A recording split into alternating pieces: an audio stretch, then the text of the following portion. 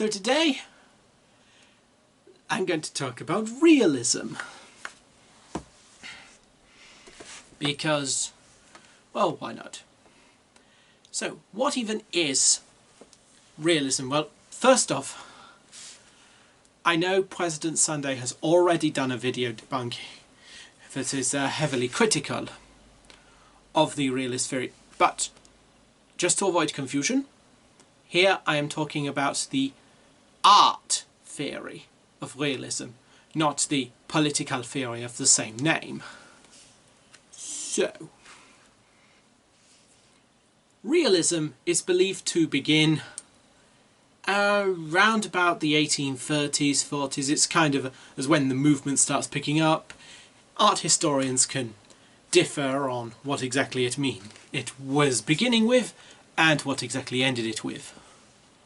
But we do have a rough idea of what it meant. So it came about, and it was about painting things as they were. Now, just to get a bit of clarification, this refers to the idea of where meaning in art comes from. And that meaning, in this case, was the idea of finding meaning in actuality rather than, well, I'll go on to that when we're discussing what the context of realism is. But you will see in realism, I mean, if you go on the Wikipedia page, you will see it's painting. A sort of, first example involves three men on a road meeting. And that's what it was. Just three men meeting up on a road. And you might be thinking to yourself, but why? And of course, cameras were coming into existence by the time of the realist movement.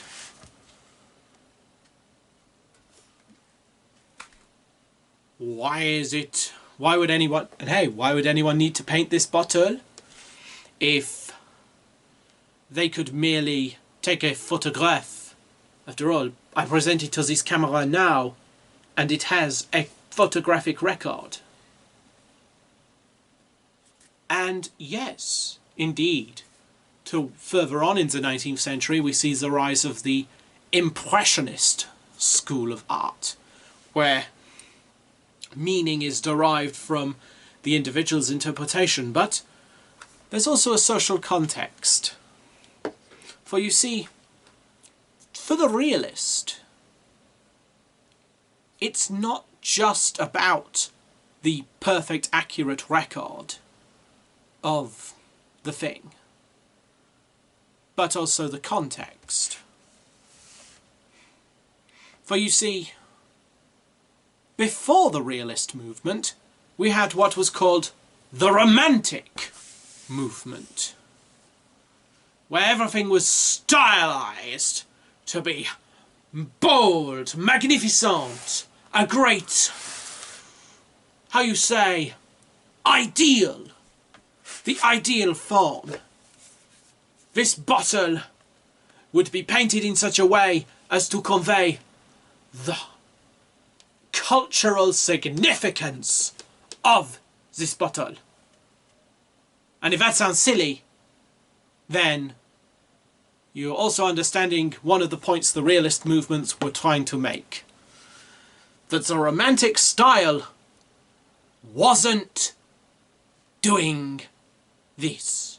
You would not see the deodorant bottle painted by the Romantics. Because what is the cultural significance of it? What is the meaning of it in terms of the culture's values? No. They would paint great heroes. Those beautiful women magnificent vistas, but not the ordinary life, capturing meaning in real people, doing real things in their day-to-day life. Now, you might be wondering, yeah, okay, this artistic movement in paintings, which in the 19th century might also expand sometimes into plays and eventually into other forms of media. There was a realist literature, realist music to a degree, you know. And you might be thinking, yeah, Ed, but this progressed, you know. We then move on to the Impressionist era, the avant-garde, and then into the what some call the modernist styles of art, although, yes, art historians will debate on whether avant-garde is a modern style or not. But the reason I bring this up now is because, well, people talk about realism in the video games.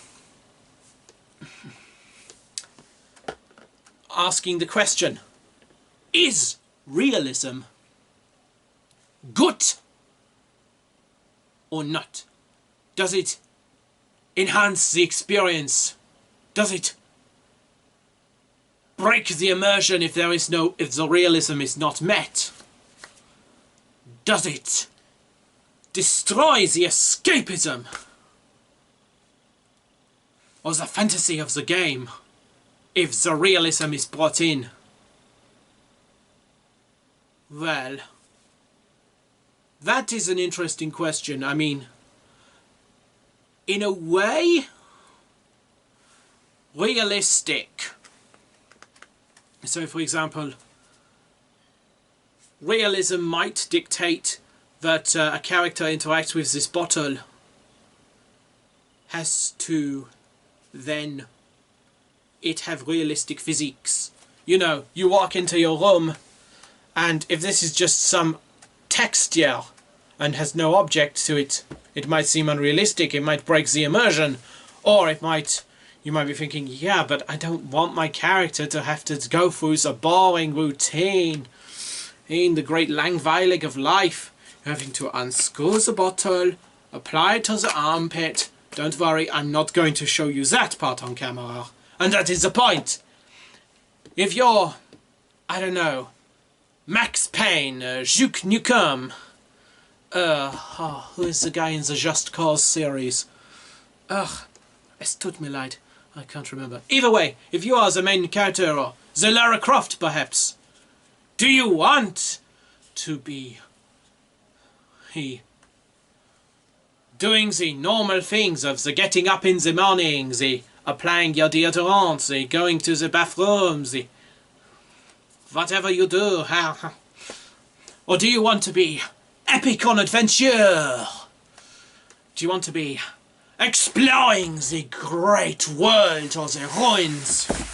I mean, after all, if you are wandering the post-apocalypse of the Fallout game, you might find yourself a little bit smelly. But there'd also be the question,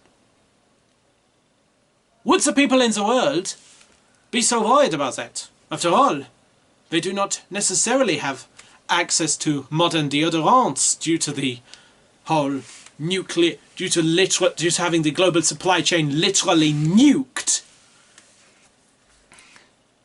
And so the easy access to goods that we might take for granted in the modern world today is not so present in the world of a Fallout game.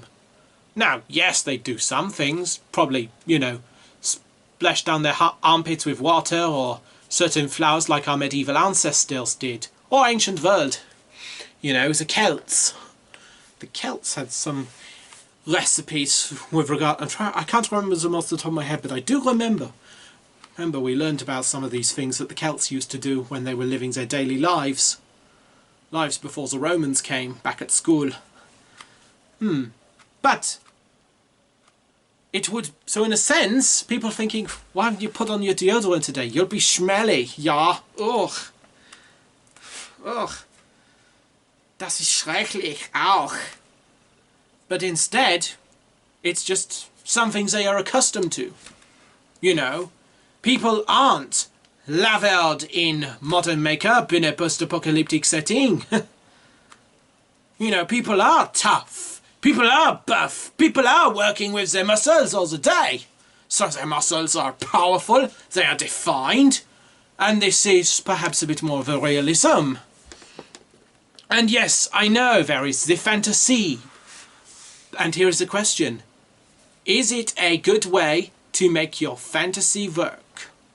To make it realistic, or does it destroy it? Well,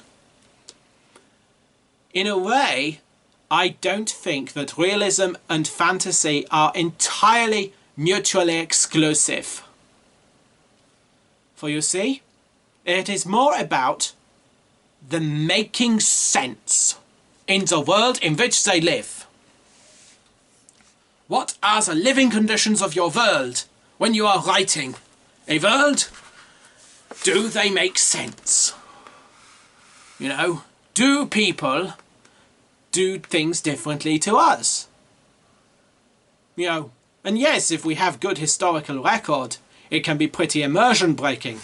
You know, you see some Soviet officer with a modern style beard, which is like, no.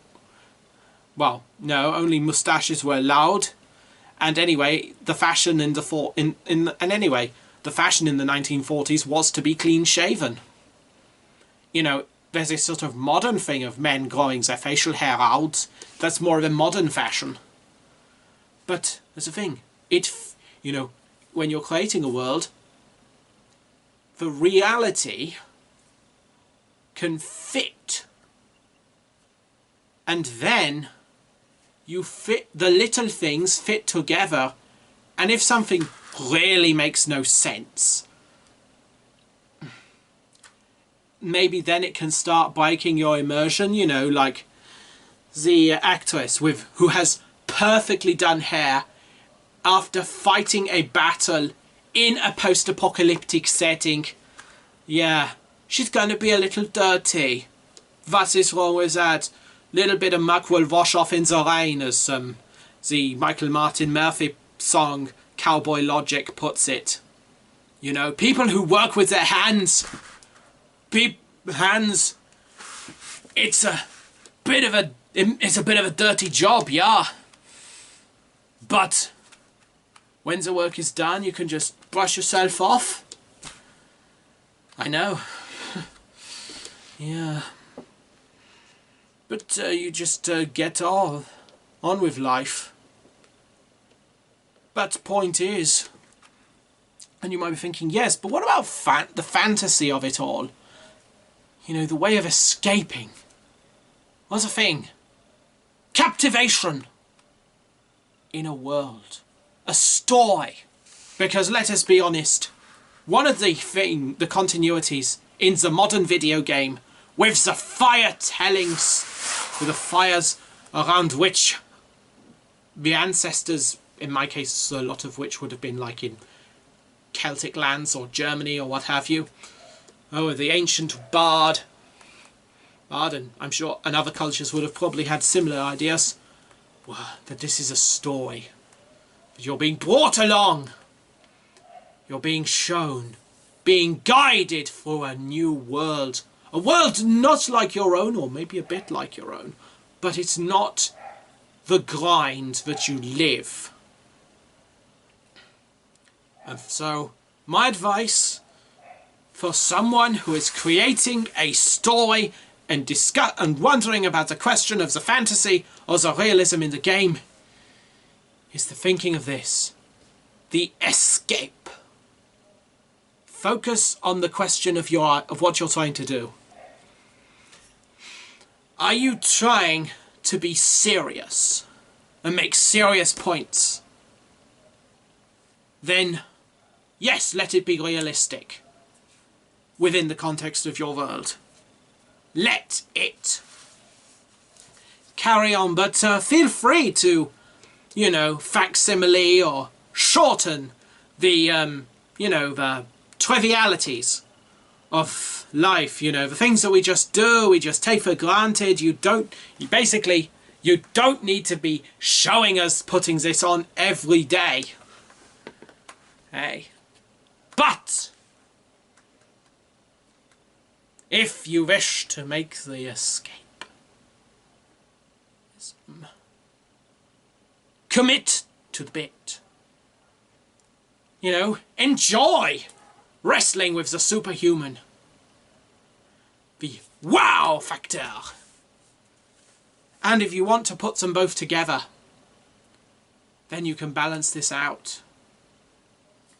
But always remember, some writing advice I can give you is, guide people along the story. Let them immerse themselves in the world you are creating for them, the exploration of the imagination, and you will grant people a great time. You know, some of the films that have done really well recently brought people in, helped, you know, people see the world from their character. And anyway, help it feel like, yes, this can be, or this is this sort of like way of getting people out of their world for a moment to experience something. Well, that I hope that might have at least given some help. I hope you're having a very lovely day, and I just want to say, if you like art that's realistic or not, it was lovely having you here.